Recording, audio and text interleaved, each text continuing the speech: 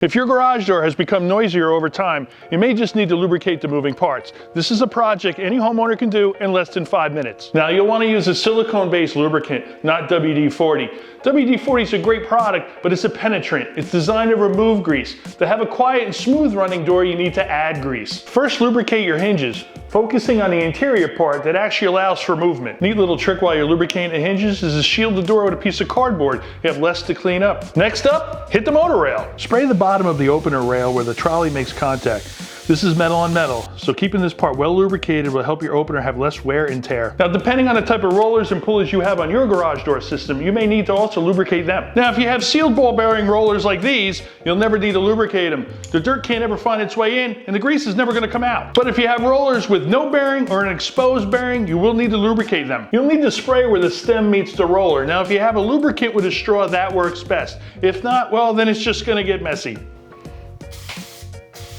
Lastly, if you have an extension spring system, you'll need to lubricate the pulleys. Like the sealed ball bearing roller, the cast iron pulley has a sealed bearing, which means you'll never need any lubrication. However, if you have a riveted or press fit pulley, the bearings are exposed to dirt and grime, and they will need lubrication in the center of the pulley where the bearings are located. So get up on that ladder and get to work. Regular maintenance is the best way to save yourself time and money in the long run. And this is a project any homeowner can and should do at least once a year. I'm Master Technician Joe Conti with Precision Door, a name you can trust.